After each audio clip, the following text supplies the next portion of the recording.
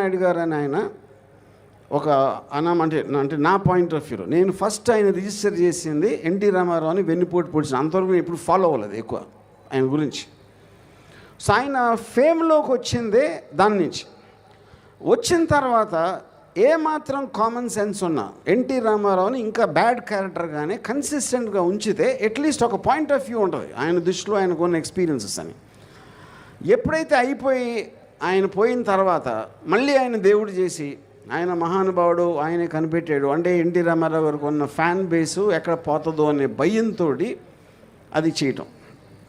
So అలాంటి వ్యూహాలు పన్నే ఆయన ఆబ్వియస్లీ అప్పటి నుంచి ప్రతిదానికి నేనే ఇది చేశాను నేను అది చేశాను అని చెప్పి అక్కడి నుంచి ఇంతవరకు ఆయన ఏం చేశాడో నేను ఒక మామూలు ప్రేక్షకుడిగా one of the citizens of ఆంధ్రప్రదేశ్గా నేనైతే చూడలేదు. అప్పుడు నాకు ఒక ఒపీనియన్ ఏర్పడుతుంది తన మీద. అలాగే రంగుల రాజా పవన్ కళ్యాణ్ ఇప్పుడు ఆయన మొహానికి రంగు వేసుకుని ఒక పెద్ద సూపర్ స్టార్ అయిపోయాడు. Nobody says no, terrific, absolutely ఆయన పెద్ద ఫ్యాన్ ఫాలోయింగ్ ఉంది. ఒక రాజకీయ నాయకుడిగా వచ్చినప్పుడు నేను ఇది చేస్తా అని సినిమాలో డైలాగ్ చెప్పి ఆ తర్వాత ఇప్పుడు జనసేన పార్టీ పెట్టినప్పుడు నేను కూడా ఇంప్రెస్ అయ్యాను ఆ టైంలో. సో దాని తర్వాత అన్నీ జరిగిన అందరికీ తెలుసు. దాని నమస్తే అందరికీ. రే గబ్బిలం బాలు, రే గబ్బిలం ఆర్జీవి, నువ్వు కూడా హీరోగా యాక్ట్ చేయొచ్చు. ఆ సినిమాలు వచ్చి బ్లూ ఫిల్మ్స్లో నువ్వు పనికిరావు అంటే నీ మొహం చూస్తే ఎవరు కూడా లైక్ చేయరు, అది వేరే విషయం. నీకు కొత్త సినిమాలు నేను ఇస్తాను కొన్ని ట్రై చేసి చూడు. గబ్బిలం అనే సినిమా ఒకటి తీసుకోవచ్చు, నువ్వు హీరోగా ఉండొచ్చు, దాంట్లో బాగుంటుంది. అంటే నీకు 2 రెక్కలు తగిలిచ్చేస్తున్నావు అనుకో, నువ్వు గబ్బిలం లాగే ఉంటావు. ఇంకోటి నెక్స్ట్ వచ్చి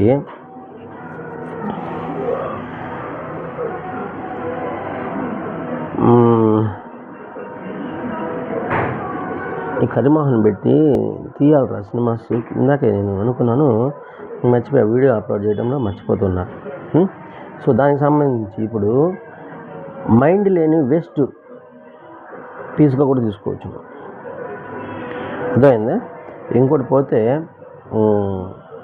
మన రాష్ట్రం లేదు తెలుగు రాష్ట్రాలలో పనికిరాని వ్యక్తిగా తీసుకోవచ్చు, అర్థమైందే? సో నీలాగా బతకకూడదు అనేదాన్ని కూడా తీసుకోవచ్చు, అర్థమైందా? సెన్స్ ఆఫ్ హ్యూమర్ లేని వ్యక్తి మనిషికి పుట్టినోడు కాదు. ఎదుటి ఆడదానిలో ప్రతి ఒక్కదాన్ని కోరుకునే వ్యక్తిగా తీసుకోవచ్చు. నీకేముందని ఆ డబ్బు ఉంది కాబట్టి రెచ్చిపోతున్నావు, అదిగా లేకపోతే అడుక్కు తింటావురా బెగ్గర్ నాయాల బెగ్గరు గబ్బులు నా కొడక, అడుక్కు తింటావు నువ్వు. నిన్నెవడరు దేకేది, ఒక్కరు దేకర్రా. నీకు అర్థమవుతుందా?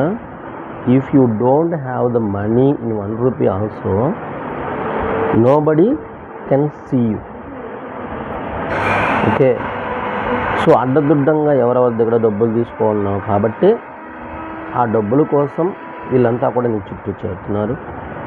ఆ డబ్బు ఉంది కాబట్టి నువ్వు చెప్పే మాటలు వింటున్నారు, అర్థమవుతుందా? గుర్తుపెట్టుకో, ఇప్పుడు నిన్ను విమర్శిస్తే ఏ విధంగా ఉంటుందో వాళ్ళని విమర్శించినప్పుడు కూడా అదే విధంగా ఉంటుంది. మన అన్న గురించి మాట్లాడరా, మన జగనన్న గురించి మాట్లాడు. ఎంత చక్కగా చేశాడు పరిపాలన, ఎంత డబ్బు తీసుకున్నాడు నిజాయితీగా, ప్రజల దగ్గర నుంచి ఎంత డబ్బు మోసం చేశాడు, దాని గురించి మాట్లాడు. వాళ్ళెవరెవరి గురించో మాట్లాడుతుందిరా. సొంత చెల్లిని తరిమిలా, సొంత చిన్నాయన్ని చంపిలా, ఆయన తమ్ముడిని ఎంత నీటికి చంపించాడు 5 సంవత్సరాల పరిపాలనలో. దానికన్నానా లక్ష్మీ పార్వతి అంటున్నావు, పతివర్తమే. సొంత మొగుడిని వదులుకొని వచ్చింది పతివర్త, నీకు పెట్టుకోలేదంటే, లేదా నీ వైపును పంపించా విధంగా ఇంకో దగ్గరికి పోతరేపలు నా కొడక. వాళ్ళని ప్రతివర్తలని చెప్పేసి ఆడతావు. నువ్వేం మనిషిరా? మనిషికి పుట్టిన నా కొడుకు అయితే ఇవన్నీ మాట్లాడవరు రే. గబ్బిలు నా కొడక. గబ్బిలం మొహట వేసుకొని ఏందో మాట గబ్బిలం, ఆ మాటని గబ్బిలం అని మంచి సినిమాది బాగుంటుంది. లేదంటే మా డైరెక్టర్లు ఉన్నారు, చూసారనుకో, ఈ వీడియో చూసారనుకో తీయేస్తారు. నిజంగానే నీ పేరు పెట్టి గబ్బిలం అని చెప్పి నీ పేరు పెట్టి సినిమా తీస్తారు చూడు. కావాలంటే కరెక్ట్గా ఈ వీడియో వైరల్ అయిన ఒక 10-15 రోజుల కల్లా తీస్తారు, కావాలని చూడు.